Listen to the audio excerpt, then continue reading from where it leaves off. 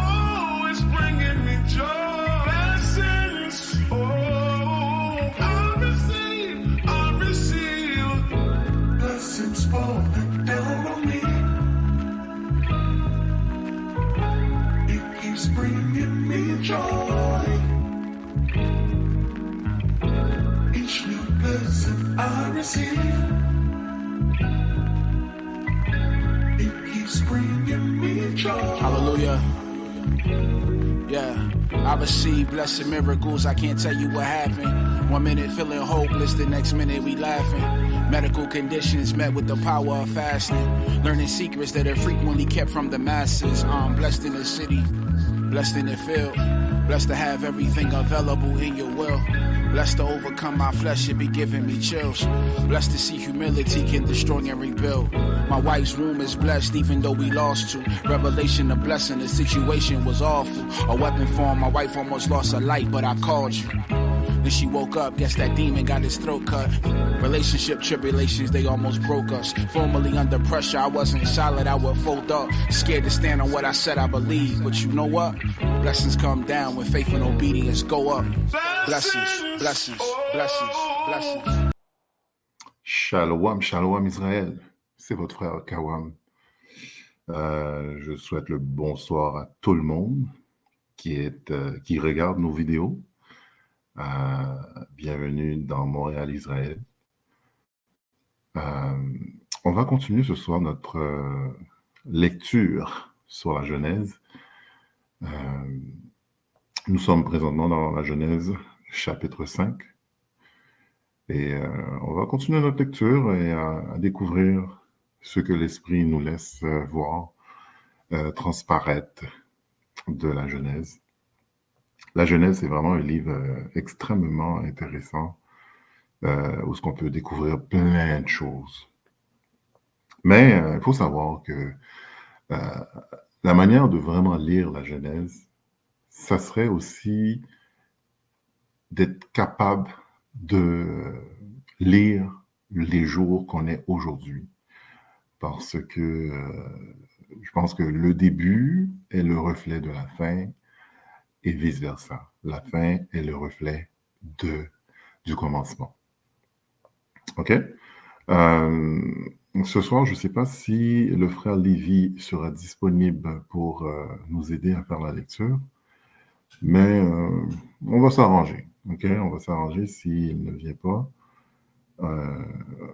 Prenez votre petit calepin, votre crayon et prenez vos notes.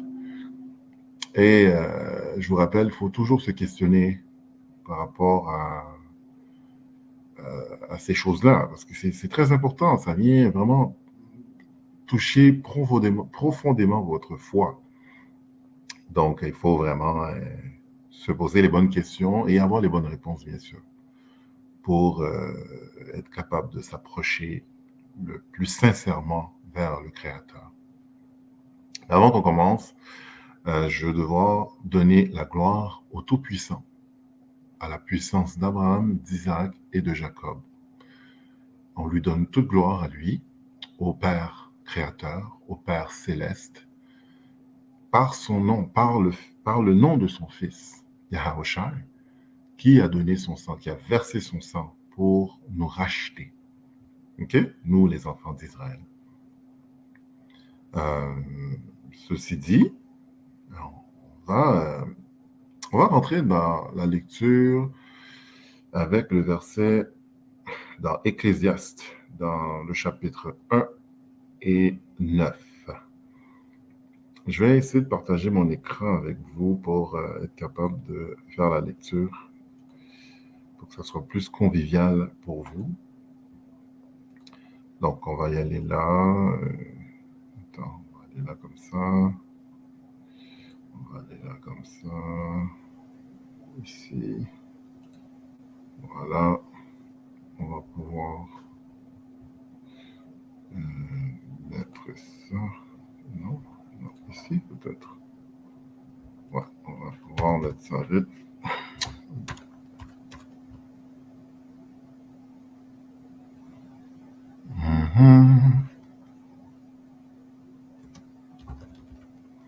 Voilà, on va mettre le Blue Bible. OK. Donc, là, on va voir est-ce que c'est bien ça qui apparaît sur l'écran. Attends une minute. Partager l'écran. Voilà. Blue Bible. On est dedans. Là, on va aller dans Ecclésiaste 1, 9. Pour commencer notre petit... Hop, je vais vite.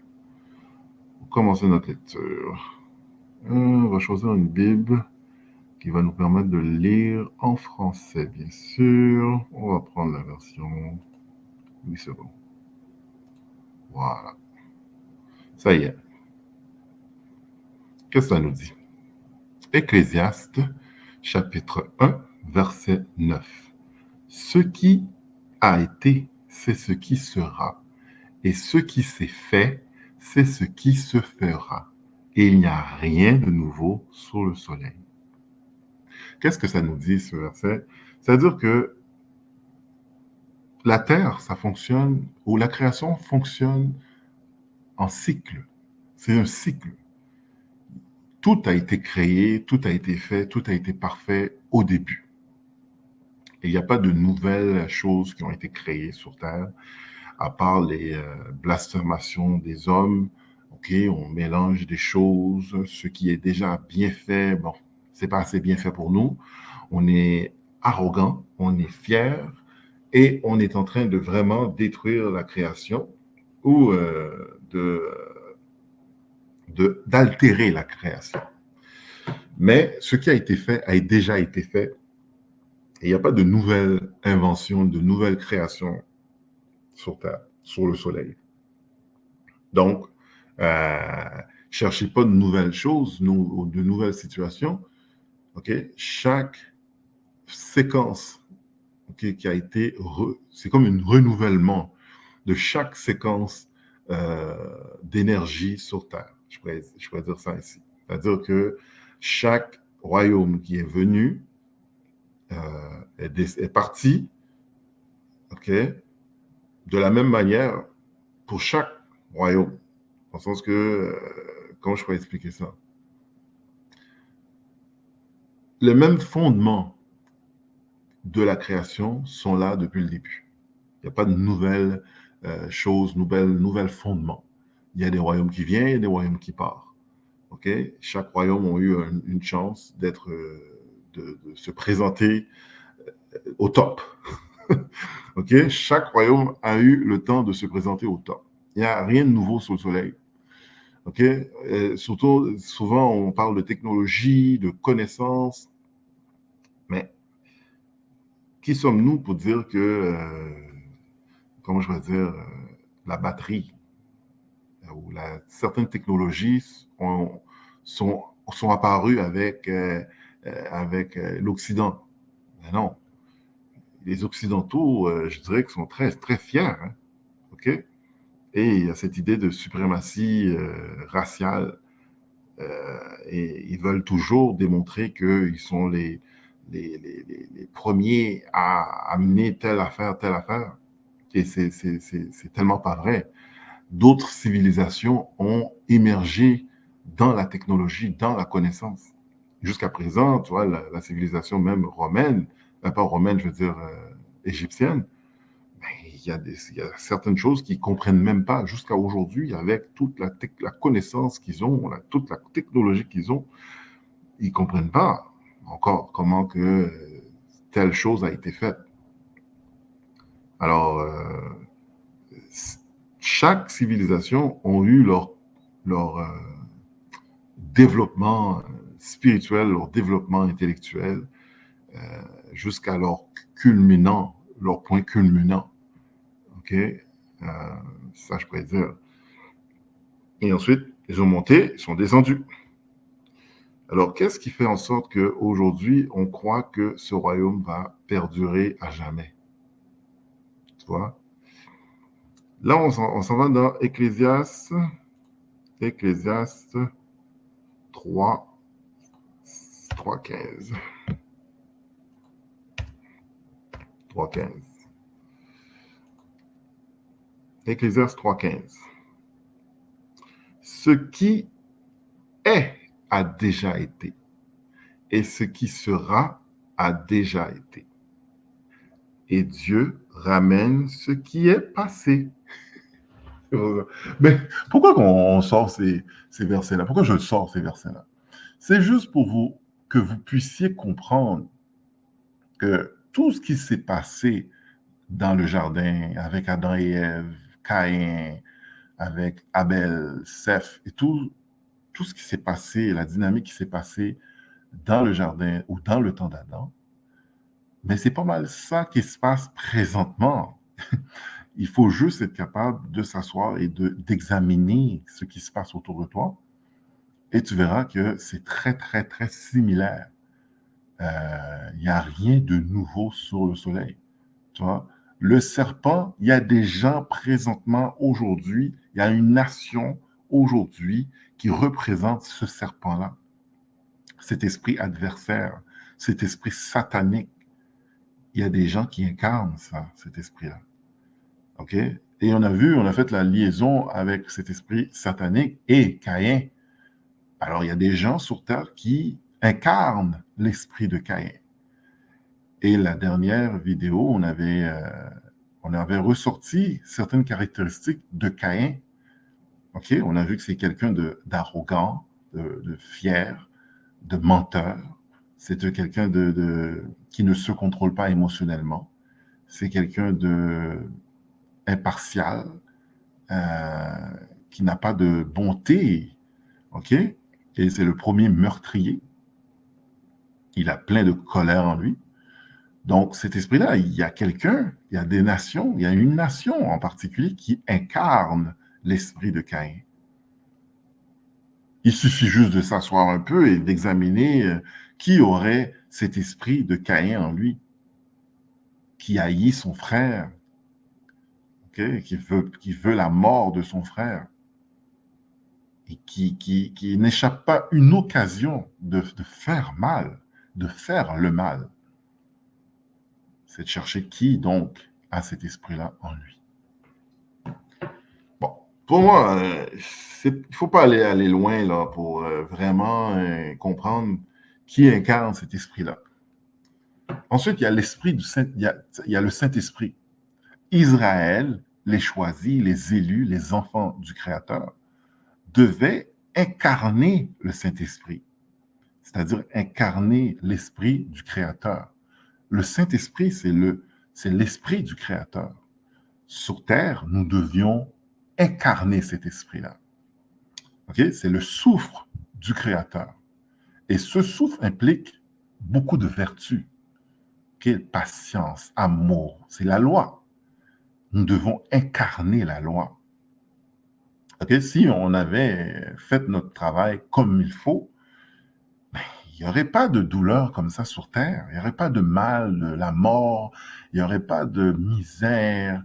Il n'y aurait pas de pollution. Il n'y aurait pas de famille brisée. Il n'y aurait pas de maux. Il y a tellement de choses sur Terre, de choses correctibles, des choses brisées. Mais ça, c'est à cause que ceux qui doivent faire le travail du Créateur sur Terre ne le font pas. Okay? On n'incarne pas le Saint-Esprit. OK? Et le Saint-Esprit, on a vu aussi que ça a plusieurs niveaux. Ce n'est pas tout le monde qui a le même niveau du Saint-Esprit, force du Saint-Esprit en elle ou en lui. OK? Donc, c'est ça. Donc, il faut juste examiner, être capable d'examiner le début versus la fin et être capable de faire la même chose de la fin au début. C'est vraiment le reflet de la fin, le début et la fin. Donc, il n'y a pas de différence vraiment de qu'est-ce qui se passait, la dynamique qui se passait dans le Jardin d'Éden versus aujourd'hui. OK? Si tu identifies les grands personnages, OK, les Adam, Caïn, Abel, mais Abel est mort. Seth a pris son relais. Ensuite, on va le voir dans le chapitre 5. Plusieurs hommes ont été choisis dans plusieurs générations pour incarner le Saint-Esprit. Okay? C'est à peu près ça qu'on va voir dans le chapitre 5 de Genèse. C'est que le Créateur a toujours choisi une personne dans les familles pour incarner son esprit, pour incarner le bien et la loi et les vertus de la loi. Alors ce soir, on va faire cette lecture-là avec vous, en espérant que vous allez saisir quelques petits, je ne sais pas moi, ce qu'il y a à saisir. Je peux pas forcer les gens à... Je peux pas rien forcer dans la tête des gens. C'est votre travail à vous de prendre votre cerveau, votre intelligence en main et lire et faire vos lectures, bien sûr. Bon, sans plus tarder, allons-y. On va aller dans Genèse, chapitre 5. Genèse, chapitre 5, verset 1.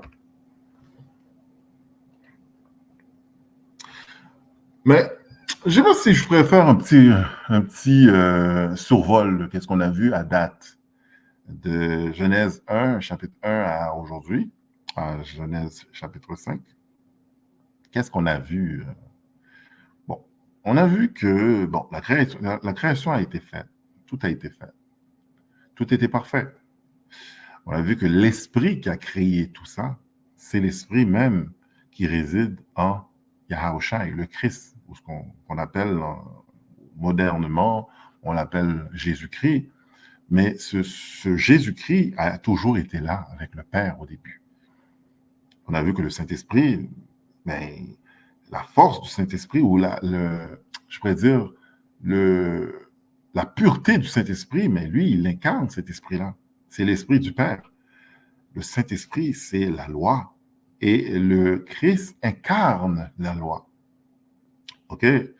Plusieurs chrétiens croient que le Saint-Esprit, c'est tout bêtement une personne ou un fantôme ou un esprit qui t'habite.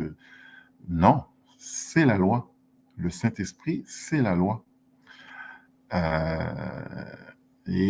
Autant que tu as cet esprit-là en toi, mais autant que tu es spirituel.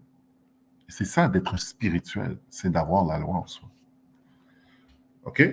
Alors, on va faire cette lecture. Je vais voir si quelqu'un s'est ajouté. Non, pas encore. Bon, comme je dis, on va faire notre lecture no matter what. All right? Je disais donc, le commencement, c'est le reflet de la fin. Donc, on a vu la dynamique qui s'est passée dans le jardin. On a vu un peu c'est quoi le rôle de Adam. Adam, c'était un king. OK? Mais il faut juste comprendre que les Adam, ou Adam, mais lui, il incarnait le Saint-Esprit. Il avait le Saint-Esprit en lui. Il y avait la loi en lui. Et le serpent, qui était présent dans le jardin, était là comme esprit pour challenger Adam. Okay? Il était là pour challenger Adam.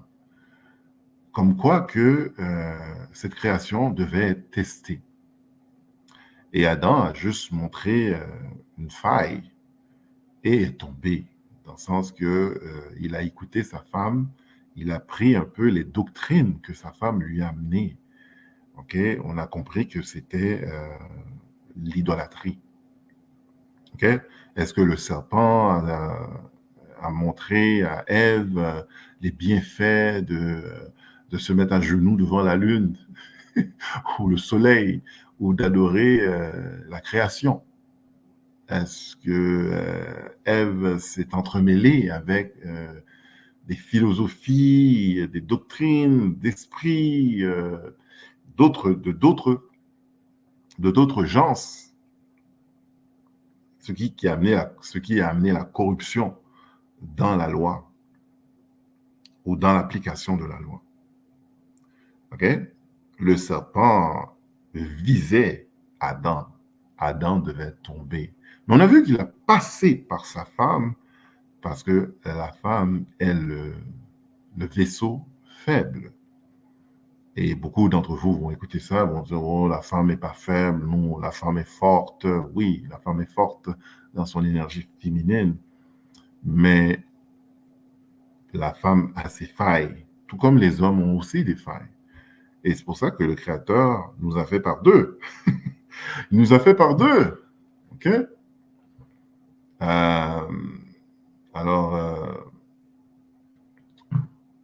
C'est ça. Fait que Adam, son rôle, c'était d'incarner le Saint-Esprit, de garder la loi et de servir comme un guide pour les autres peuples qui étaient présents. OK? Éden, c'était un pays ou une ville, et dans cette ville, il y avait le jardin d'Éden. Ben, le jardin. OK? Et j'avais comparé ce jardin, comme je pourrais dire, en tant qu'infrastructure. Infrastructure, j'avais comparé ça comme un peu à la Mecque ou au Vatican aujourd'hui, ou bien des temples bouddhistes. Chaque pays, chaque culture, ils ont leur endroit sacré, où ce qu'ils vont ériger des temples, où ce qu'ils vont faire des cérémonies, etc. Donc, le jardin était un endroit un peu comme ça. OK? Je n'ai pas dit exactement comme ça, mais c'est juste pour vous donner une idée, pour vous constituer dans le jardin d'Éden. C'était je dirais, similaire au Vatican. OK? Dans le fond, le Vatican, on le sait très bien, c'est une ville dans une ville, ou c'est un pays dans un autre pays, dans un pays. OK? Ils ont leur armée, leur banque et tout, etc. Ils sont souverains, mais dans l'Italie. OK? Alors, Éden, le jardin d'Éden, c'était vraiment un endroit sacré. OK? Cet endroit sacré, mais il fallait que tu sois pur pour y être dedans. OK? Donc, le serpent, il ne faut pas croire que le serpent, à cause que le serpent avait la connaissance du bien et du mal, qu'il était mauvais. C'est pas à cause que quelqu'un a la connaissance du bien et du mal qu'il est mauvais. Faut pas se méprendre parce que les Elohim ont déclaré que l'homme est devenu comme nous en sachant le bien et le mal. Donc, les Elohim connaissent le bien et le mal. Donc, ils ne sont pas mauvais pour autant. Alors, le serpent incarnait cet esprit adversaire, mais il faisait juste son travail pour un peu challenger Adam dans sa fermeté avec la loi, dans son application avec la loi. On avait vu aussi que cet esprit adversaire, lorsqu'il vient devant toi, il vient toujours avec la loi. Il connaît la loi. Et on avait pris comme exemple le Christ, lorsque le Christ a été challengé de cet esprit adversaire, mais il l'a challengé avec la loi. OK? Il a dit oui, il est écrit que, et le Christ, oui, il est écrit que aussi. Les deux connaissaient la loi. Et c'est pour ça aussi qu'il faut que tu t'abrilles de la loi, parce que lorsque cet esprit viendra te challenger, mais c'est ça qui va être un peu ton bouclier. C'est-à-dire, lorsque cet esprit va venir te tenter à faire un peu n'importe quoi, mais tu vas pouvoir te tenir debout face à cet esprit-là. Et il va fuir. Parce que cet esprit, il n'aime pas que tu sois ferme dans la loi. Et lorsque tu es ferme dans la loi, il ne reste pas, il ne va pas rester près de toi. Il va partir loin, loin, loin, loin. Ceci dit,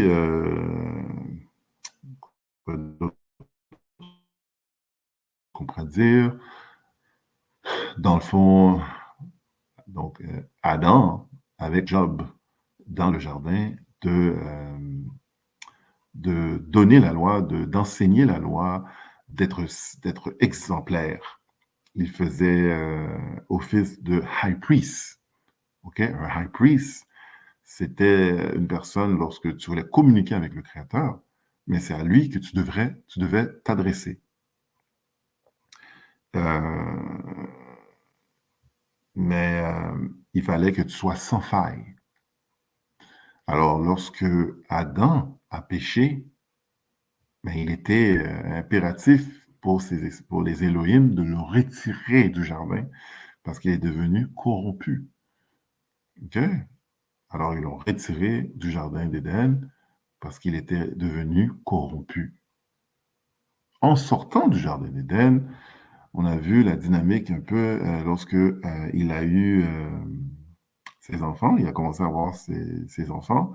Il a eu Caïn en premier, ensuite il a eu Abel. Et on a vu qu'il n'y avait pas seulement Caïn et Abel et Adam et Ève dans ce monde-là. Et comme je vous dis, il faut toujours vous référer à ce qui se passe aujourd'hui. Aujourd'hui, il n'est pas compliqué d'ouvrir la télé et d'ouvrir un livre et de comprendre qu'il y a plusieurs ethnies, plusieurs races sur Terre, plusieurs caractéristiques physiques, plusieurs nationalités, plusieurs langues. Alors, dans le temps d'Adam, mais c'était pareil. Il y avait plusieurs genres, plusieurs ethnies, plusieurs caractéristiques physiques. Les gens ne se ressemblaient pas tous. Aujourd'hui, on peut apercevoir un Chinois, on peut apercevoir un Japonais, on peut apercevoir des Africains, et certaines ethnies africaines ne se ressemblent pas. Un Sénégalais ne ressemble pas à un Togolais, un Sénégalais ne ressemble pas à un Malien ou à un Congolais. un Éthiopien ne ressemble pas à un Ghanéen ou à un Nigérien, ou celui qui vient du Botswana ne ressemble pas à un Sud-Africain. OK? Ils ont tous, chacun, leur ressemblance. Alors, pour quelle raison il est devenu tellement compliqué de croire que dans le temps d'Adam, c'était la même dynamique. Il y avait des gens, il y avait des groupes de gens qui étaient plus grands, il y avait des groupes de gens qui étaient un peu plus petits, il y avait des groupes de gens qui étaient plus, comment je vais dire, qui ressemblaient à telle chose. Il y avait plusieurs ethnies, plusieurs races. Et lorsque tu examines la création du Créateur, mais tu examines, c'est pas compliqué. Il n'a pas créé une seule arbre ou une seule type d'arbre. Il a créé plusieurs types d'arbres. Il n'a pas créé une plante, une fleur. Il a créé plusieurs plantes, plusieurs formes de fleurs. OK? Il a créé des animaux, des poissons, toutes avec variétés différentes. Mais les hommes, on est tous pareils. C'est pas vrai. Aujourd'hui, un arabe n'est pas pareil qu'un soi-disant haïtien. Un arabe n'est pas pareil qu'un soi-disant québécois. OK? On a toutes nos différences. On a tous nos esprits, notre façon de voir, nos langages. Alors, dans le temps d'Adam, c'était la même dynamique. OK? Donc, tous ces gens qui étaient présents dans le jardin d'Éden, attends, nous allons faire rentrer un frère. Peut-être qu'il y a des questions, etc. On va le faire rentrer. Shalom, shalom, brother. Tu m'entends? OK. Donc, on parlait de la Genèse.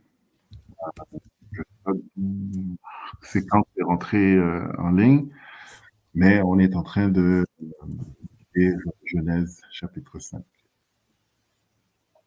Alors, je disais que les choses qui s'est passées dans le jardin, mais c'est le reflet de qu'est-ce qui se passe aujourd'hui. Il n'y a rien de nouveau. Et j'essaie de comprendre pourquoi c'est aussi compliqué de comprendre la création, puisque aujourd'hui, si tu t'assois et tu regardes un peu la création du Créateur, mais tu vas voir qu'il y a plusieurs groupes de gens, plusieurs ethnies, plusieurs langues, plusieurs types de gens, plusieurs races et plusieurs caractéristiques de ces races-là. Il n'y a personne de pareil, vraiment. Fait, et je disais aussi que les plantes, les arbres, mais ils sont tous à multiples exemplaires et différents. Chacune, il y a je sais pas combien d'espèces d'arbres ou de fleurs qu'il y a, combien d'espèces d'abeilles qu'il y a, combien d'espèces de bovins qu'il y a. Mais quand on rentre dans les humains, on comprend pas, on est bloqué à dire que Adam et Ève, Caïn et Abel qui existaient dans ce temps-là. Tandis que lorsque Caïn avait foiré, mais le Créateur l'a déconnecté. Il a dit, bon, regarde, je t'enlève devant ma face et tu vas t'exiler en dehors d'Éden, parce qu'ils étaient déjà sortis du jardin. Donc, ils étaient dans la ville Éden. Et le Créateur a dit, bon, tu vas devoir t'exiler à l'extérieur. Et tout de suite, Caïn avait peur pour sa vie. Il a dit, écoute, si quelqu'un me trouve, mais je vais perdre la vie. Moi, je suis quelqu'un de la noblesse, je suis quelqu'un qui vient, qui vient d'une haute société. Comment tu veux que j'aille vivre à l'extérieur de ma ville, de ma famille? Les gens vont me tuer, vont me voler, j'ai peur pour ma vie. Le Créateur n'a pas dit, mais de quoi tu parles, Caïn? Il n'y a personne dehors, là. T'es tout seul. Vous êtes juste 4 personnes, 3 personnes maintenant, là. Non, il n'a pas dit ça. Il a tout de suite mis un décret. Il a dit, si quelqu'un touche à la vie à Caïn, ben, il va être puni cette fois. Mais ça nous dit déjà qu'il y avait déjà plein de gens, plein d'ethnies, plein de gens sur Terre dans ce temps-là. Puis, je disais aussi que le 5e jour, c'est là que tous ces gens-là ont été créés. Le 5e jour, tous ces gens, tous ces bovins, la vie a été créée. Et Adam, mais c'est un groupe différent qui a été mis sur Terre pour gérer le jardin ou gérer les gens. Parce que là, je disais qu'il faut toujours être capable de faire le parallèle avec Israël présentement. Parce que la job de cette nation spéciale pour le Créateur, mais c'était pour un peu gérer la planète. C'est pour montrer l'exemple, c'est pour montrer l'exemple aux nations autour de nous, comment vivre en harmonie avec le Saint-Esprit, avec la création du Créateur. C'est ça la job d'Israël. Mais on a tombé, on a failli. Alors on a failli, tout comme que Adam a failli. Et c'est la même chose qui se passe présentement. C'est le chaos. OK? Dans le temps d'Adam, le chaos a monté tellement à un niveau, insupportable pour le Créateur, mais qu'il a dû tuer tout le monde, excepté 8 personnes. Mais qu'est-ce que vous pensez que le Créateur va faire dans ces temps modernes, avec toutes ces choses qui se passent, tous ces mêlées, tous ces champans, tous ces radotes qui se passent sur la terre, toute cette violence qui se passe sur la terre? Mais que pensez-vous que le Créateur va faire? OK? Dans le temps d'Adam, il a utilisé l'eau, OK? Parce que la création était sous forme pure encore. Mais là, aujourd'hui, avec toutes ces choses mêlées, l'eau ne pourra pas laver ce malin, même les technologies qu'on a aujourd'hui, c'est sous forme très, comment je pourrais dire, très basic, je pourrais dire, très vague, très cher. Tandis que dans le temps d'Adam, la technologie était plus ou moins spirituelle. C'était plus spirituel, magical, comme on pourrait dire. Mais alors, le Créateur va utiliser le feu. OK? Sauf que il va être plus merciful, plus merciful. Comment je pourrais dire ça en français? Plus compassion. Il va utiliser beaucoup plus de compassion. Plus de gens vont être sauvés. Mais beaucoup de gens vont mourir. Okay? Parce que la Terre a perdu vraiment sa ligne de conduite. La création, elle va vraiment dévier. OK? Alors, vraiment, c'est d'être capable de faire le parallèle entre la fin et le début. Si vous êtes vraiment capable de faire le parallèle entre qu'est-ce qui se passe aujourd'hui versus qu'est-ce qui s'est passé dans le temps d'Adam, vous allez voir, c'est très, très, très similaire. OK? Donc, on va continuer à lire notre Genèse 5, bien sûr. C'est un chapitre assez bref parce que ça va se répéter plusieurs fois. Ce qu'on va lire, c'est vraiment les générations des générations de chaque personne choisie par le Créateur. Donc, on va commencer par Genèse chapitre 5, 1. Voici le livre de la prospérité d'Adam. Lorsque Dieu créa l'homme, il le fit à la ressemblance de Dieu. Okay? Il le fait à sa ressemblance. Ça peut être une ressemblance physique et spirituelle. La ressemblance spirituelle, c'est par rapport au Saint-Esprit, c'est par rapport à la loi, par rapport à tout ce qui convient dans la loi. OK? Le Créateur, c'est un Dieu de discipline. C'est un Dieu de connaissance. C'est un Dieu de force, de puissance. OK? Donc, il nous a fait à sa ressemblance. Il s'attend que ces vertus soient en nous aussi. OK? La perfection. Physiquement, mais on a vu que la description du Créateur et la description de son Fils, mais ça s'apparente à qu'est-ce qu'on ressemble, nous, les soi-disant noirs. OK? C'est juste dans le monde de Satan qu'on nous a On nous a rendu mauvais. Ce qui est noir est mauvais dans ce monde. Ce qui est blanc, c'est bon. Mais c'est l'inverse. Lorsque tu lis la parole, c'est complètement l'inverse. Nous ressemblons. Israël ressemble au Père. Et plus que tu ressembles au Père dans ton esprit, plus que tu ressembleras au Père physiquement aussi, dans la ressemblance. Genèse 5:2. Il créa l'homme et la femme, il les bénit et il les appela du nom d'homme. Ou dans la version anglaise, il dirait, si on le fait, on va juste faire, juste voir qu'est-ce qu'il montrait dans l'anglais, je pourrais dire, je vais montrer. Il les appela Adam, King James. Bon, attends. Bon, je vais prendre lui, peut-être que lui va le montrer aussi. OK. Bon, ici, il dit mankind ou homme, mais c'est encore trop moderne pour moi. Allons voir dans lui. Bon. Lui. OK. Il créa male and female, et blessed them and called the name mankind encore. Attends, laisse-moi voir là. Ça, c'est la nouvelle version de King James. Ils essaient de vraiment... toutes les Bibles sont vraiment diluées à son maximum.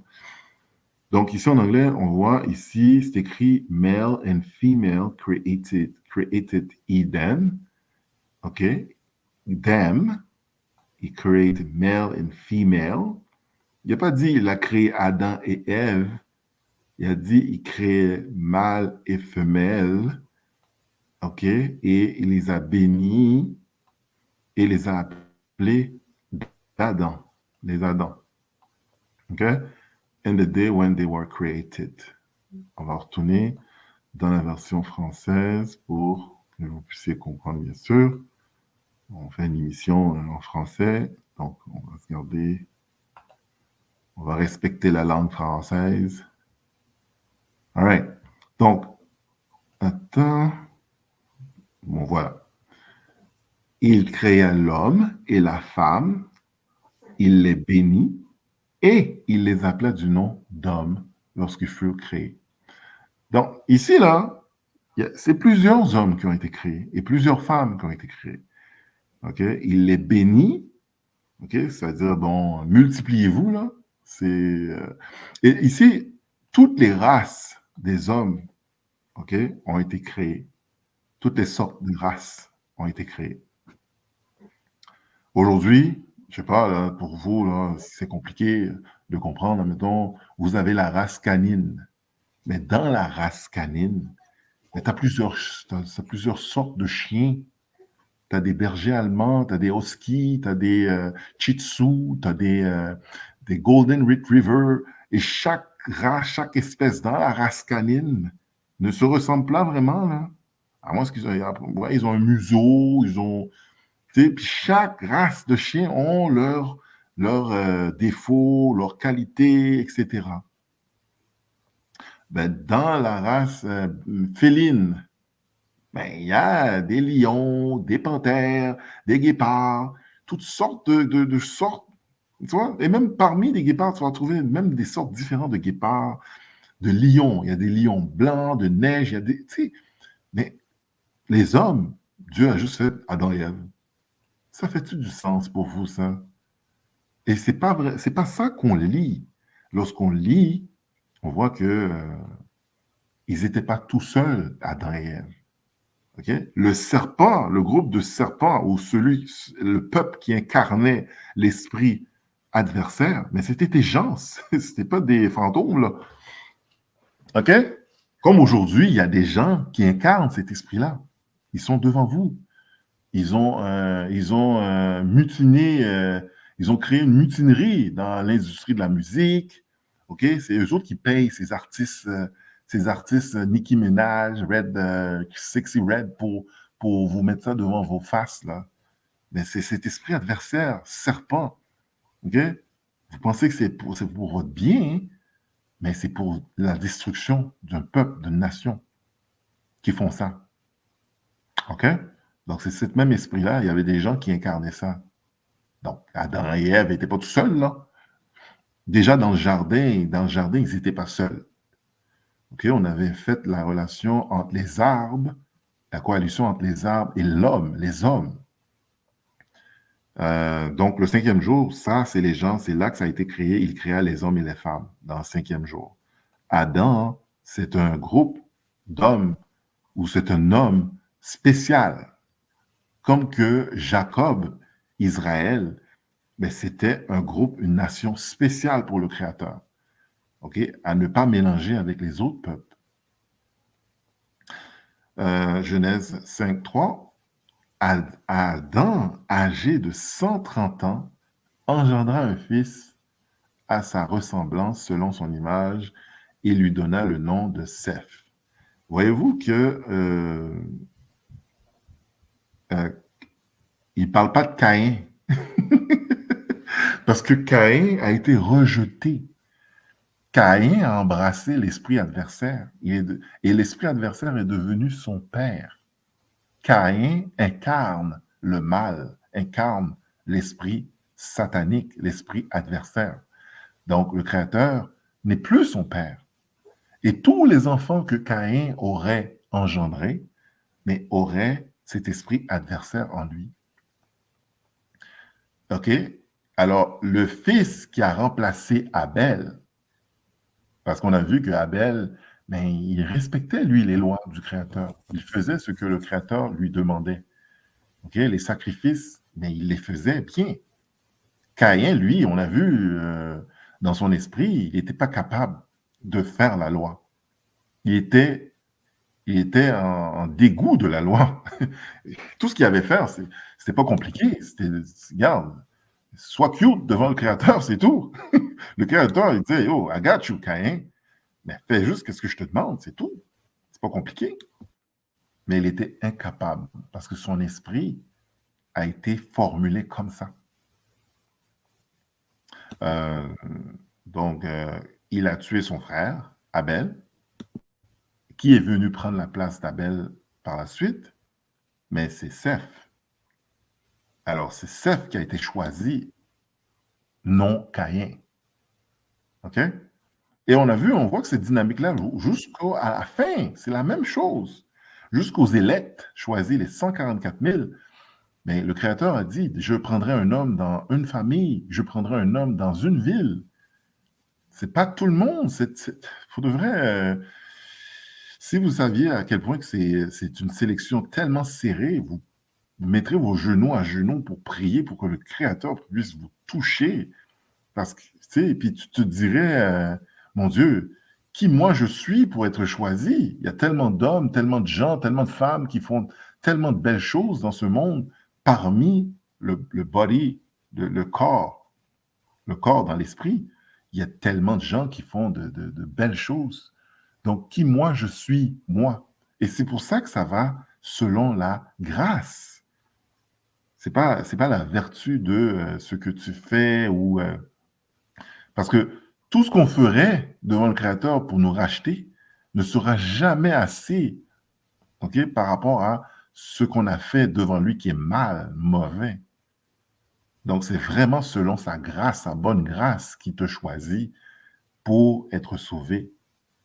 Mais pendant que tu es sous cette grâce, comme j'ai dit, ça va de toi de te mettre à genoux, de prouver encore plus fort que tu as besoin du Créateur. Tu as besoin qu'on te choisisse. Voyez-vous? Donc, c'est ça. Donc, c'est d'être capable de vraiment faire... Toi, vraiment, là, moi, je me suis assis et j'ai vraiment fait le parallèle entre la fin et le début. C'est la même chose, c'est la même chose. Le peuple choisi, Israël, back then, c'était Adam. OK? Le peuple choisi aujourd'hui, le Créateur a mis la loi. Le peuple choisi, ou Adam a été choisi, il a donné la loi. Le peuple choisi aujourd'hui, Israël, Dieu, le Créateur nous a défendu de se mêler avec les autres ethnies, les autres races. Mais back then, le Créateur a défendu Adam ou les Adams de se mêler avec les autres races. Aujourd'hui, le Créateur, lorsque Israël péchait, mais il te retirait de Jérusalem. Il nous enlevait comme peuple, il nous éparpillait à travers le monde. OK? Il laissait les nations nous marcher dessus pour un peu nous punir. Ou dans cette punition-là, mais c'était un apprentissage. C'est sa manière à lui de nous enseigner comme père comment vraiment vivre, comment même le connaître. Par la punition, on le connaît. Aujourd'hui, Israël connaît le Créateur parce que nous avons vécu sa colère. Les nations, ils n'ont jamais connu la colère du Créateur. Pas encore. OK? Relisons le Genèse 5.3. Non, 5.2. Il créa l'homme et la femme, il les bénit et il les appela du nom d'homme ou d'Adam lorsqu'ils furent créés. Adam, âgé de 130 ans, dans le fond, lorsque Adam était dans le jardin, il était encore très jeune. Mais Adam, je pourrais dire, est-ce qu'il est, il est né tout bébé? Non, il est né jeune homme. Il est né jeune homme. Dieu, le Créateur l'a créé jeune homme. Il n'a pas créé un petit bébé qui a grandi. Non, le Créateur, avec sa puissance, il a créé un homme et il a donné l'instruction. OK, parce que c'est un homme spécial. OK? Il engendra un fils à sa ressemblance, selon son image, et lui donna du nom Seth. Les jours d'Adam, on va le voir, que plus qu'on va avancer, plus que l'âge de fécondité, je pourrais dire, d'engendrement va se diminuer. Les jours d'Adam, après la naissance de Seth, furent de 800 ans. OK? Alors, si tu mets le 130, ça fait 930 ans. Aujourd'hui, nous vivons en partie les derniers 70 ans d'Adam. Parce que Adam, ou cette création-là, devait vivre minimum 1000 ans. OK? Si vous calculez le 130 ans qu'il a engendré et les jours après qu'il a vécu, après qu'il a engendré, qui sont de 800 ans, ben, ça fait 130 ans plus 800 ans, ça fait 930 ans. Et aujourd'hui, vraiment, dans notre défaillance, dans notre désagrément, je sais pas comment je pourrais dire ce mot. On est comme désagrégé, là, comme on est dilué en tant qu'homme, création. Donc, on vit, notre espérance de vie diminue. Faut pas croire qu'est-ce qu'ils disent à la télé, là, dans la suprématie blanche, que quoi, on vit dans une société avec tellement de science et que nous vivons plus de 100 ans. Ça, c'est exceptionnel. Puis, et si tu te rends jusqu'à là, c'est avec misère et avec beaucoup de blessures, avec beaucoup de pilules puis de granules. C'est pas comme ça que tu vas vivre 100 ans ici, là. OK? Oui, c'est sûr que le Créateur, la puissance du Créateur est grande. Ça se peut qu'il bénisse quelqu'un et qu'il vive 100 ans en bonne santé, mais ce pas des choses qui sont communes. Tu comprends? Continuons. Genèse 5.4. Les jours d'Adam, après la naissance de Seth, furent de 800 ans, et il engendra des fils et des filles. Donc, Adam, ben, après Seth, qui a été choisi, mais il engendrait plusieurs garçons et plusieurs filles.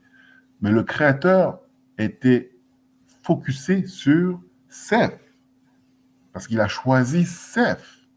Dans tous les enfants d'Adam, il a choisi Seth. OK? Parce qu'il faisait une sélection. Et dans chaque sélection, c'était des hommes qui pouvaient incarner le Saint-Esprit ou incarner le Créateur ou incarner l'Esprit du Créateur sur terre. Les jours d'Adam après la naissance de Seth furent de 800 ans et il engendra les fils et des filles. OK. Genèse 5. Tous les jours d'Adam qu'Adam vécut firent de 930 ans. Bon, ils ont fait le calcul pour nous, là, je ne l'avais pas vu en haut. Et il mourut. Il mourut. OK? Adam, on sait, au départ, il ne devait pas mourir. Il devait vivre éternellement. Mais la mort est venue, a été amenée sur terre avec le péché. Parce que la fin du péché, c'est la mort. Seth, âgé de 105 ans, Seth, âgé de 105 ans, engendra Énoch. Seth vécut après la naissance d'Énoch 807 ans et il engendra des fils et des filles. Mais le Créateur était concentré sur Énoch. OK? Je ne sais pas si vous comprenez. Il y a toujours eu une sélection qui s'est faite dès le départ. Et jusqu'à aujourd'hui, il y a une sélection qui s'est faite. Puis là, vous allez vous dire, mais comment ça se fait que tout d'un coup, le Créateur a pris tellement de peine de choisir tant d'hommes parmi tant de générations et aujourd'hui, il a choisi le monde entier? C'est des questions que vous pouvez vous poser, Israël, hein, qui ne font pas de sens. Moi, je le sais. Comment quelqu'un peut se donner autant de mal pour choisir des gens dans plusieurs générations, à travers plusieurs générations, mais au bout de la ligne, il finit par se dire « Oh non, finalement, je change mon idée, je vais prendre tout le monde. » Ça ne fonctionne pas. Dans ma tête, dans ma logique, ça ne fonctionne pas. Alors, Genèse 5:7, Seth vécut après la naissance d'Énoch 807 ans, et il engendra des filles, des fils et des filles. Tous les jours de Seth furent de 912 ans, puis il mourut. Là, on va voir aussi que même de l'âge où de vie vont diminuer aussi. Parce que c'est cette mort qui était agrippée à la création, à l'homme, okay, à cause du péché. Attends une seconde. OK. On est rendu où, là? On est rendu à 5-7. OK, bon. Seth vécut après la naissance d'Énoch 807 ans et il engendra des fils et des filles. Tous les jours de Seth furent de 912 ans, puis il mourut. Énoch, âgé de 90 ans, engendra Kenan. OK, on voit que leur vie diminue et le temps de fécondation, whatever, diminue aussi.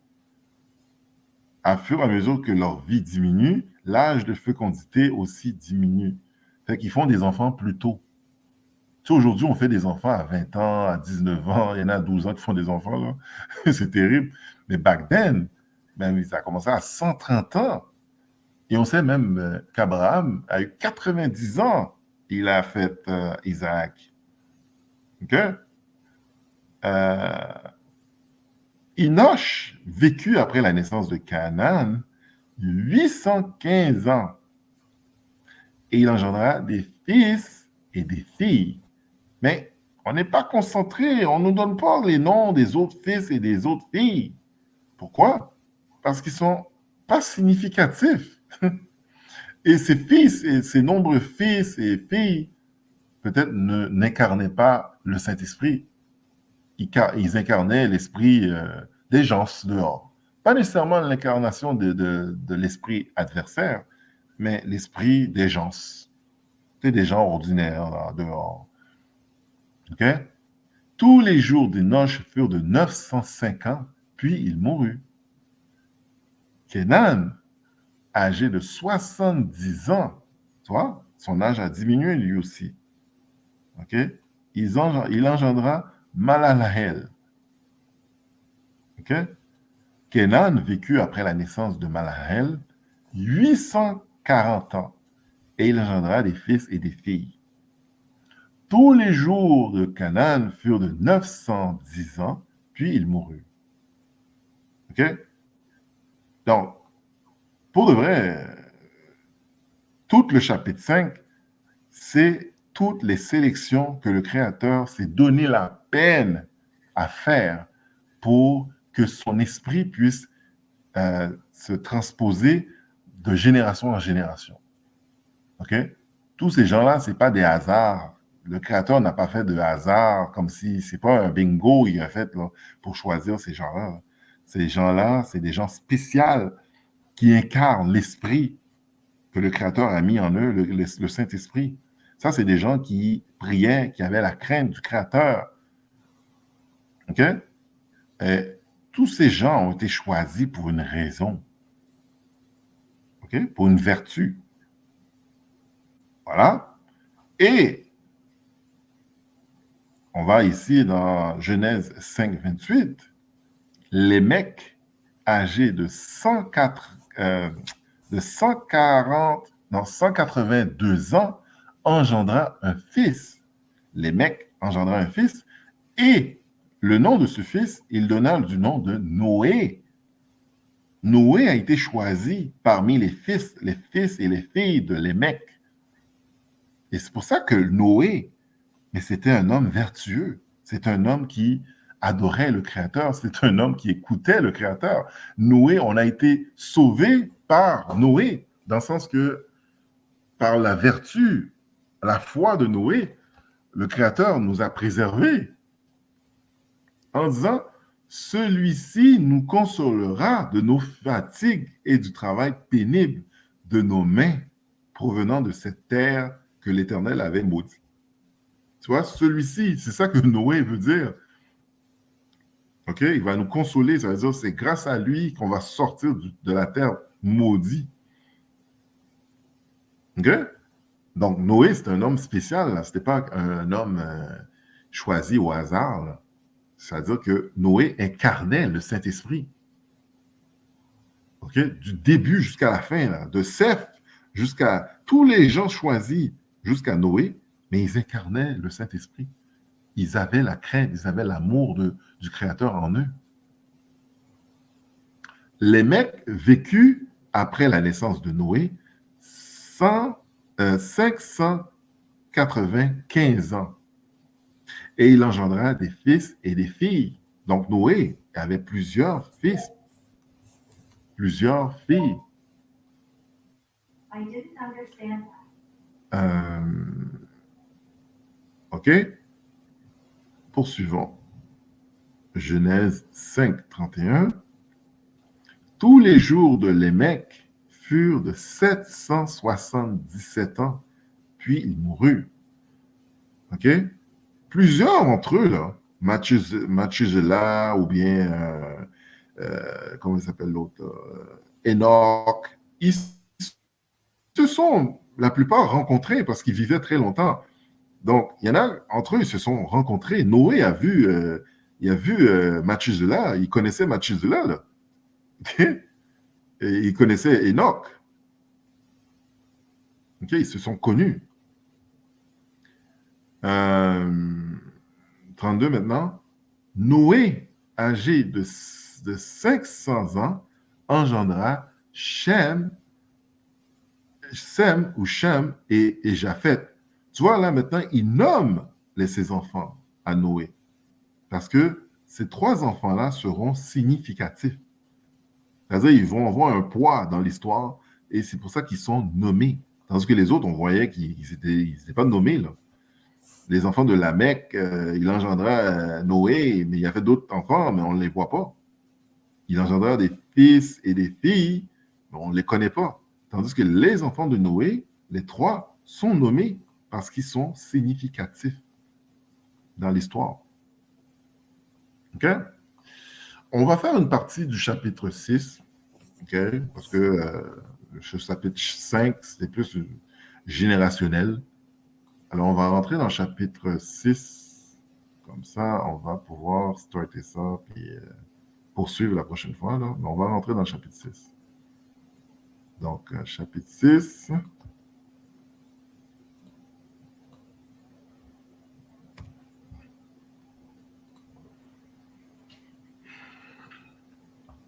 Bon. Lorsque les hommes eurent commencé à se multiplier sur la face de la terre, OK? Là, Ça, c'est très important de s'asseoir bien, poser et de lire tranquillement Israël, parce qu'il y en a beaucoup qui sont perdus dans beaucoup de doctrines, ok? Et lorsque leur curiosité est à effervescence, ils veulent chercher des réponses un peu partout.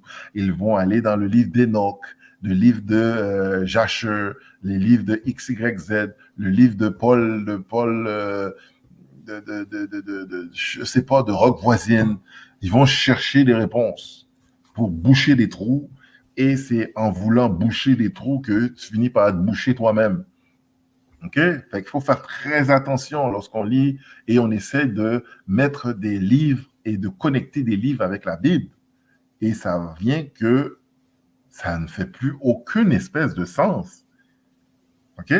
Là, il dit, on va juste lire le premier chapitre, le premier verset, chapitre 6, premier verset. Lorsque les hommes eurent commencé à se multiplier sur la surface de la terre, les hommes, ok, toute la création des hommes, de plusieurs races qui étaient là, ok, dont les Adams, et que les fils et les filles leur furent nées, ok, tous ces gens faisaient des filles et des garçons, les gens autour, ok, c'est-à-dire soit la race qui incarnait le serpent ou la race qui incarnait les gens, la race qui a été créée au 5e jour. Et les fils d'Adam, qui sont appelés les fils de Dieu, ok? Parce que tous les descendants de Adam sont appelés fils de Dieu, parce que Adam était fils de Dieu. Donc, lorsque les hommes eurent commencé à se multiplier sur la surface de la terre et que des filles leur furent nées, les fils de Dieu, là, on a vu que là, il y en a qui disent, mais les fils de Dieu, c'est des anges. Les anges sont descendus sous le ciel, puis là, ils sont venus coucher avec les femmes. Non! Les anges, on a vu qu'ils ne peuvent pas se reproduire avec des hommes parce ils ont un corps angélique. Ils ont un corps différent que celle de la chair des hommes. Notre corps, chair, est impur. Le corps des anges, c'est pur. Ça vibre d'énergie. Un ange qui essaierait de coucher avec un homme, une femme, je veux dire, cette femme-là mourrait. Il pourrait mourir parce que sa vibration est trop grande. Son énergie est trop grande. Il est fait d'énergie, de feu. Mais comment ils peuvent coucher ensemble? On avait même fait la coalition entre même des singes qui soient soi-disant très proches, soi-disant de l'homme. Mais aucun homme peut faire un enfant avec un singe. On disait même qu'il y a des gens qui se marient et ils doivent faire des tests de compatibilité parce que ça arrive que tu es de la même race, d'une même ethnie. Mais à cause de codes génétiques différents ou trop différents, whatever, mais tu n'arrives pas à engendrer un enfant avec cette personne-là parce que vous êtes pas compatibles. Et on est entre humains. Voyons donc un ange qui va descendre faire un enfant avec un humain. Ça n'a pas de sens. Les anges sont faits d'énergie. Les anges sont de notre dimension.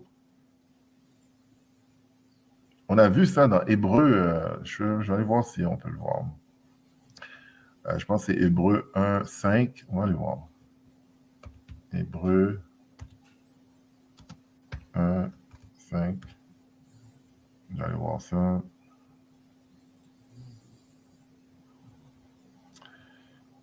OK. On a vu Hébreu 1, 5 qui dit « Car auquel des anges, Dieu n'a-t-il jamais dit « Tu es mon fils » ?» Donc, dans Genèse 6, 1, là, lorsqu'on parle les fils, au 6, 2, je veux dire, lorsqu'on parle les enfants de Dieu, mettez-vous pas dans la tête que c'est des anges. Les anges ne sont pas fils de Dieu. C'est Adam. Aujourd'hui, les fils de Dieu, ce sont les Israélites, les descendants de Jacob. Ce sont les fils de Dieu. Mais back then, c'était les fils d'Adam. C'était les Adams. qui étaient fils de Dieu. Donc, qu'est-ce que les fils de Dieu ont fait? Les Adams. Mais ils ont commencé à sortir du jardin d'Éden. Ils sont allés explorer d'autres régions, d'autres pays, d'autres cultures. Et ils ont commencé à coucher avec ces femmes-là. Et c'est la même dynamique aujourd'hui qu'on voit. Israël, aujourd'hui, tu as le northern, la partie nord. Je veux dire, tous les latinos, les portoricains, tous ces gens-là, ils se mélangent avec les blancs monards, ils se mélangent avec toutes sortes de gens. Mais le Créateur nous a toujours interdit de faire tout ça. Alors, c'était la même dynamique qui se passait dans le temps d'Adam. Je vous dis, il n'y a pas aucune différence whatsoever. C'est la même chose qui se passe aujourd'hui.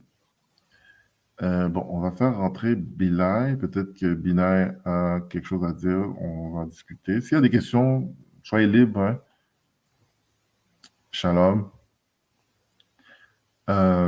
OK. Donc, il n'y a pas de différence. OK? Il dit, je vais le relire, « Car auquel des anges Dieu n'a-t-il jamais dit, tu es mon fils, je t'ai engendré aujourd'hui, et encore, je serai pour lui un père, et il sera pour moi un fils.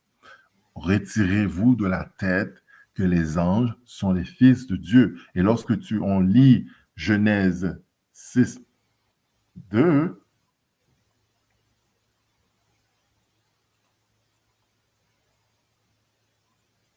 attends. Il y a la misère, là. Oui. Genèse 6, 2, il dit, « Les fils de Dieu virent que les filles des hommes étaient belles. » Là, tout de suite, les gens, « Oui, les anges sont descendus, ils ont vu les belles filles. » Puis là, tu vas aller chercher à boucher des trous. Là, tu vas aller prendre le livre des notes qui te parle que oui, il y a des anges qui sont descendus. Là, des anges de 400 pieds. Et puis là, ça crée des mermaids. Des mermaids, c'est quoi encore ça en français? C'est des sirènes. Paquet de l'obéi! Après, t'es chitant, t'es mêlé, plus mêlé. T'es comme, ouais. Hey, c'est une série de Lord of the Rings que je suis en train de lire là? Tu comprends? Là, tu deviens mêlé. Reste dans la parole, reste biblique. Lorsque tu restes biblique et tu deviens fort bibliquement, oui, tu peux aller faire un survol dans ces livres-là et un peu filtrer. Mais si tu n'es pas habile, tu vas aller chercher à boucher des trous. Tu vas devenir boucher toi-même. OK? Donc, les fils de Dieu qui ne sont pas des anges et qui ne seront jamais des anges, vu que les filles des hommes étaient belles. Donc, les fils de... C'est ça que je disais. Donc, dans le jardin, les descendants d'Adam, là, tous les gens qu'on a lus dans Genèse 5, là, c'est toutes des gens, il y a eu des gens, mais tous ces gens-là, là, même ceux qui n'ont pas été nommés, ce sont des fils de Dieu. Parce qu'ils sont descendants d'Adam. OK? Si tu es descendant d'Adam, tu es fils de Dieu.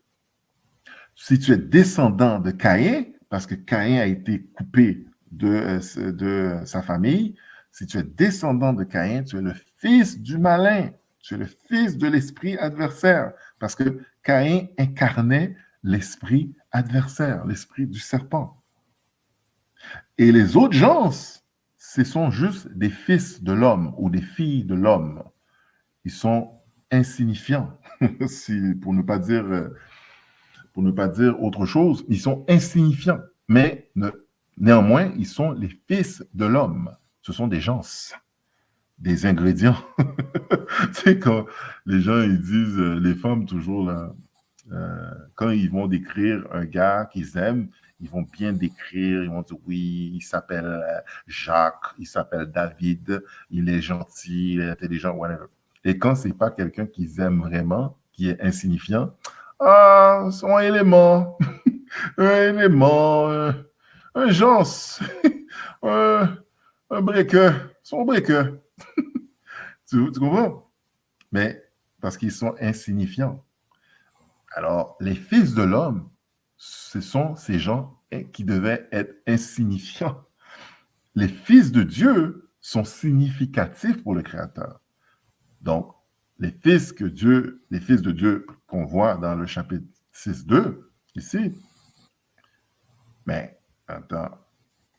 Son, oh hell, attends. God, non. Non. Non, c'est ça.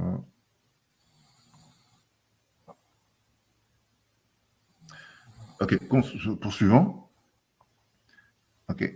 Les fils de Dieu virent que les filles des hommes, des gens, étaient belles. OK? Il y a des Haïtiens, moi je me souviens là, de mon grand-oncle qui est sorti d'Haïti. Là. La première chose qu'il m'a demandé, où sont les filles blanches là? Où sont les blanches? Je vais voir les blanches. Le gars a commencé à taper plein de femmes blanches parce que en Haïti, c'était son rêve de fréquenter une blanche. C'est avec l'esprit en lui, là, cet esprit d'église, de chrétienté et de blanche supériorité. Lui, son rêve, c'était de prendre une blanche. Fait que le gars fait juste déposer son pied au Québec, au Canada. Là. La première chose qu'il a demandé, c'est où est-ce que je peux trouver des blanches? Parce qu'il les trouvait jolies. OK? On sait, là, les blackos. Tu sais, le docteur Omar, là, il y a des vidéos qui se promènent là, sur Internet lorsqu'il y a des snow bunnies qu'ils appellent les snow bunnies. Là. Mais tu vois, docteur Omar qui apparaît, parce qu'on dirait que c'est de la kryptonique là, pour les blackos. Les blackos aiment les blanches. Mais ça vient de l'esclavage, tu comprends? Ça vient de très loin, cet amour pour la blanche, le snow bunny. Laissez les snow bunnies pour les blancs monards, gang. OK? On a nos belles femmes là dehors, là. Qu'est-ce que je disais?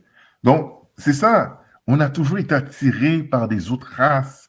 On veut être attiré par des Arabes, des Africains, des Blanches, des Chinois. Tu comprends? Fait, c'est ça les fils des hommes ou les femmes parmi les hommes. Mais toi, tu es fils de Dieu. Tu peux pas. Tu es supposé d'avoir une plus grande vibration.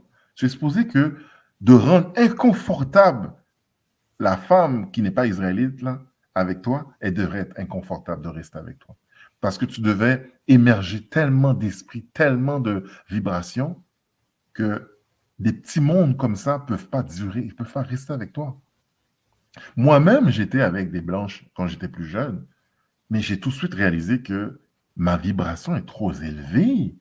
Tu sais, moi, quand je veux aller me prier, méditer, la fille me regarde comme si j'étais un extraterrestre. Mais pourquoi tu fais ça?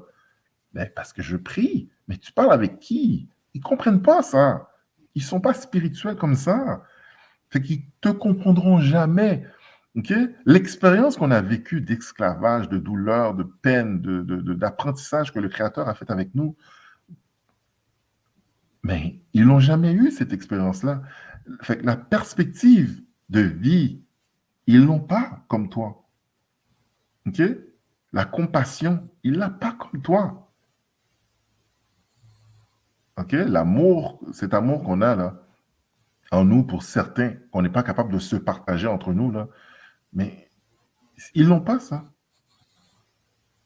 OK? Je ne dis pas qu'ils ne sont pas incapables d'aimer, mais ils sont capables d'aimer les siens. Mais qu'est-ce que tu cherches dans les pieds d'un snow bunny ou bien d'un blanc monarque? Tu n'es pas supposé. OK? Et c'est ça que le Créateur, on va le voir plus loin, là. Il déteste ça. Il déteste ça à mourir. OK? Donc, les fils de Dieu virent que les filles des hommes étaient belles.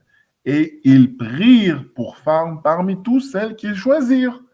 Donc, les fils de Dieu, OK, je vais vous montrer une affaire là parce que il faut que ça soit extrêmement clair. Si on met, attends, on va mettre Genèse 5.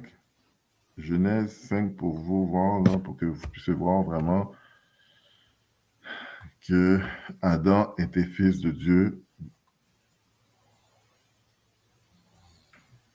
Attends, on va le mettre. Oh, qu'est-ce qui se passe? Ah, pas mal la famille là. Bon, il va être. OK, on est bon. OK. OK, et tout ça, on descend. Où est-ce qui est Adam? Non, moi, c'est peut-être 4. On va aller dans 4 voir. Genèse 4.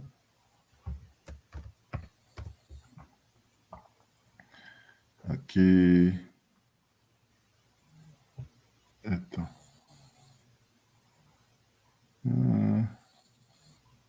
Attendez une minute. Je vais trouver le verset.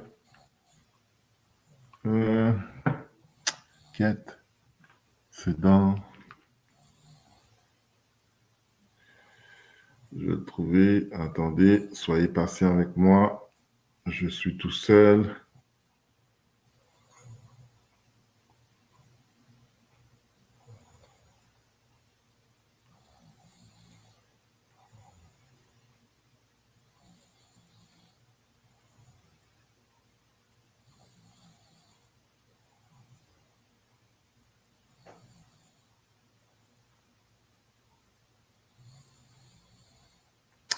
Ouais.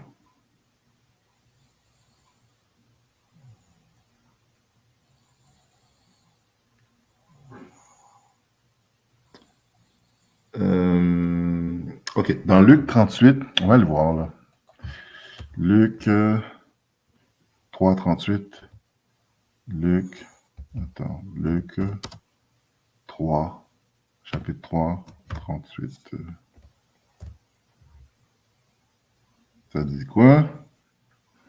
Ça dit, toi, fils de Mathuselah, fils d'Enoch, fils de Jared, fils de Maléhel, fils de Canaan, OK?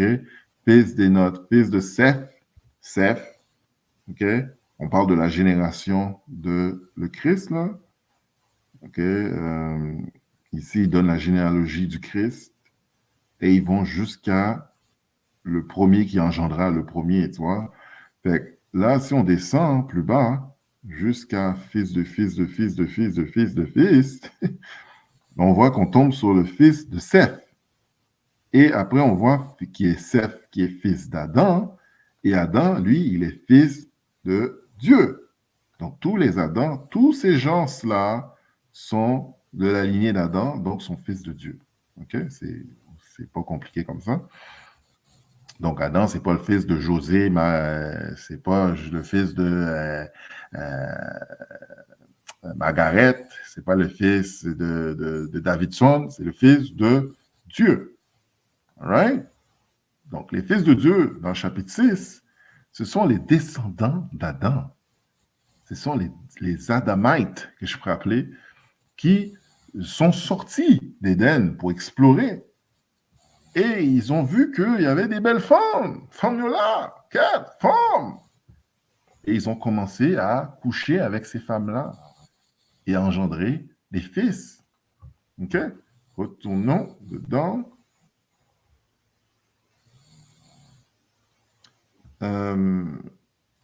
Relisons-le. Les fils de Dieu virent que les filles des hommes étaient belles, et ils en prirent pour femmes parmi tous celles qu'ils choisirent. Donc, les fils de Dieu gagnent, ce ne sont pas des anges, ce sont les descendants d'Adam qui sont allés explorer en dehors de Éden, qu'ils ont émergé même des villes, des villas, des villages, et qu'ils ont été chercher des filles parmi les gens qui étaient là, en dehors. Et on a vu que Caïn est sorti d'Éden, il est allé dans la ville de Nod. C'est une ville avec des gens qui étaient là. Et quand il est arrivé là-bas, mais il s'est trouvé une femme lui aussi. Et lui aussi fait partie, techniquement, des fils de Dieu, sauf qu'il a été coupé de la face du Créateur. Il est devenu un vagabond, je veux dire, un bâtard, parce que le Créateur l'a coupé de sa famille. OK? Là, on va dans Genèse 6.3. Alors l'Éternel dit, à cause qu'il y avait tous ces tapages-là, je pourrais dire, ces mélanges-là, mais l'esprit du Saint-Esprit ne peut pas demeurer dans un esprit corrompu, dilué, crasé, mêlé.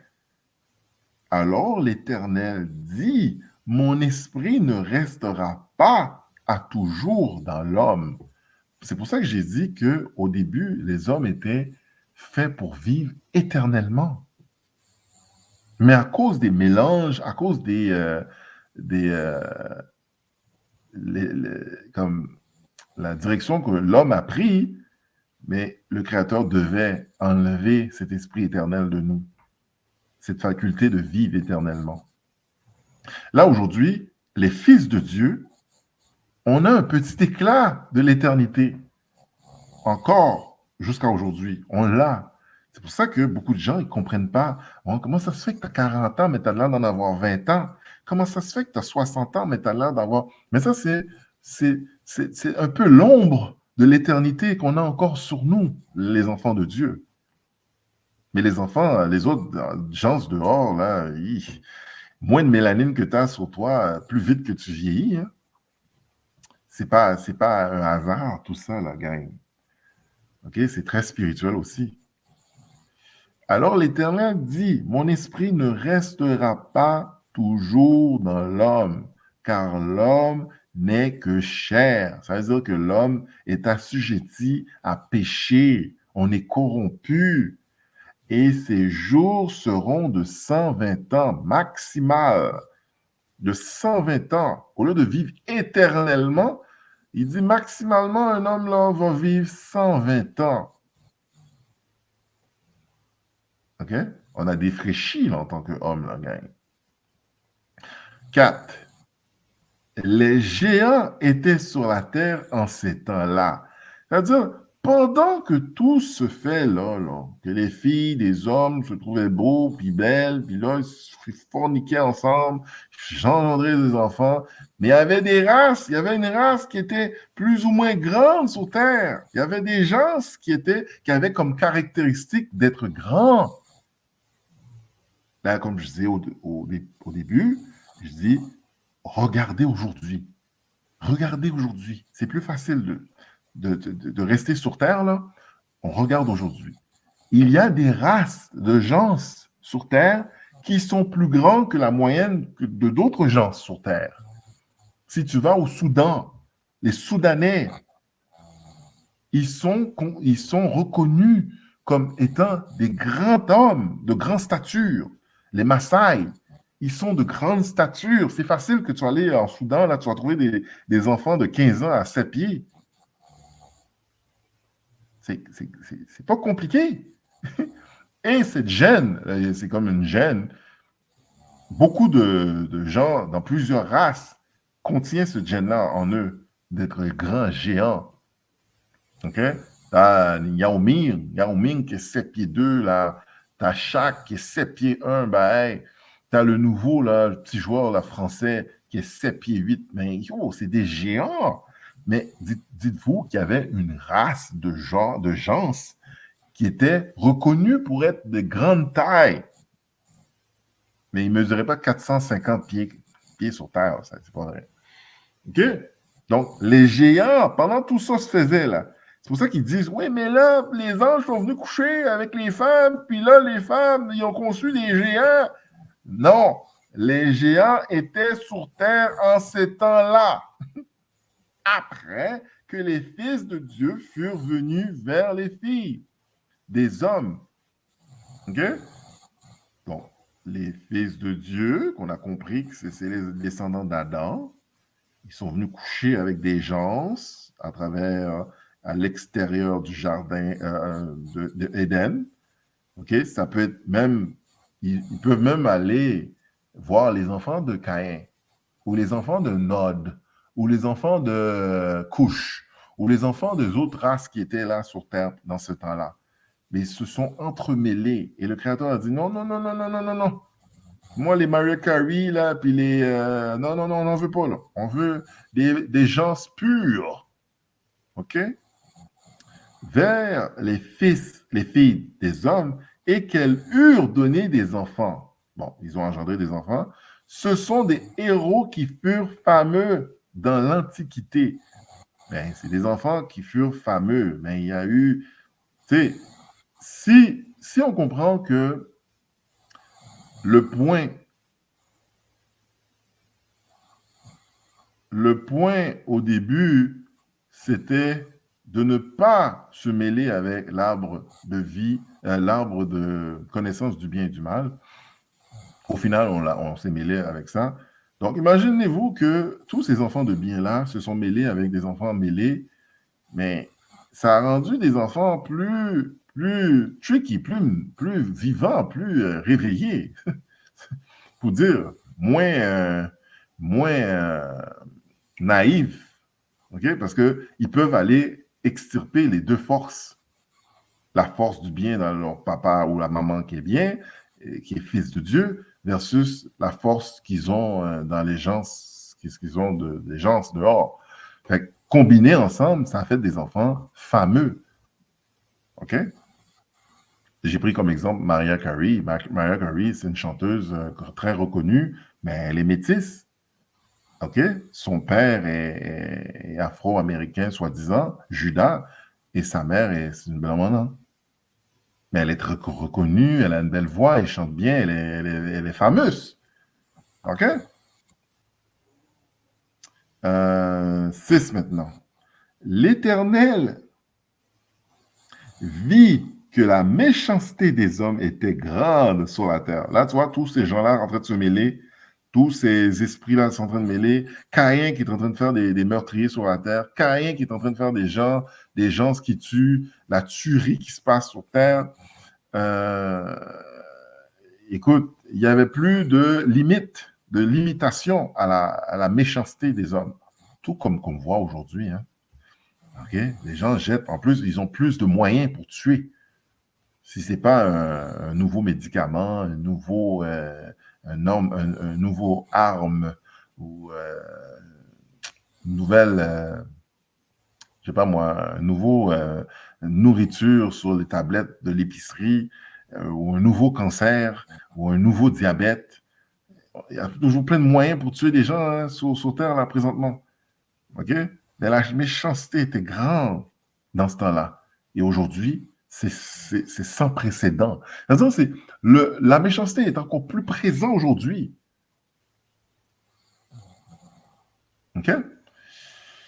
Donc, l'Éternel vit que la méchanceté des hommes était grande sur la terre, et que toutes les pensées de leur cœur se portaient chaque jour uniquement vers le mal.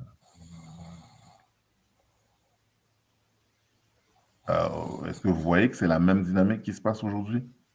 La même chose. Donc, l'Éternel se repentit d'avoir fait l'homme sur la terre, et il fut affligé en son cœur. Il y a des Arabes là qui vont dire, ouais, comment ça se fait qu'un Dieu peut se repentir? Un Dieu ne peut pas se repentir, l'obéi. Comment ça, repentir? Oh. Allons voir un peu, c'est quoi qu'il veut dire par repentir. Attends.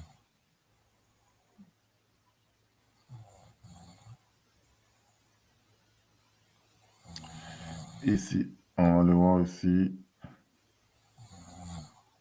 Allô? J'entends quelqu'un respirer très fort.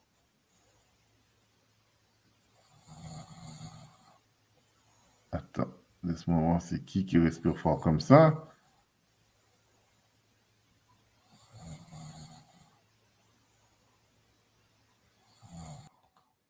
Oh. Donc, OK. Poursuivons. To be sorry. C'est comme si tu sens comme si, c'est comme une désolation, un regret, comme, tu sais, comme, quête. Je vois comme, je vois l'atmosphère est tellement dégueulasse que je suis comme, comme, c'est ça veut dire se repentir comme, c'est comme un dégoût. Voyez-vous? Bon, poursuivons. Poursuivons. Où est-ce qu'on est là? Pourquoi ça... Bon, OK. On va aller là. On est là. Voilà. OK. Donc, l'Éternel se repentit d'avoir fait l'homme sur la terre, et il fut affligé dans son cœur. Et l'Éternel dit, j'exterminerai de la surface de la terre l'homme que j'ai créé, depuis l'homme jusqu'au bétail, aux reptiles et aux oiseaux du ciel, car je me repens de les avoir faits. Voilà. Là, sur ce, on va en rester là. Puis la prochaine fois, bon, on va pouvoir un peu aller décortiquer encore plus, même peut-être relire, parce qu'il y a beaucoup de choses qu'on va ressortir là-dedans.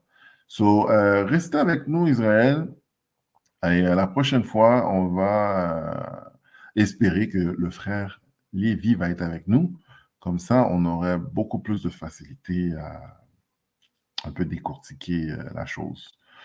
Alors, sur ce, je vous souhaite un bon sabbat et je vous dis shalom.